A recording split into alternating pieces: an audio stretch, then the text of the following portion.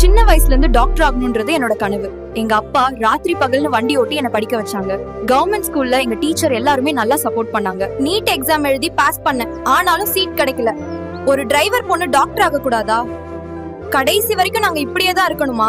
Government ஸ்கூல்ல படிக்கிற எங்களை மாதிரி கஷ்டப்படுற பசங்களுக்கு டாக்டர் ஆகுறது ஒரு பெரிய கனவு மாதிரியே தான் இருந்துச்சு. இவங்க கனவு நினைவாகுமா?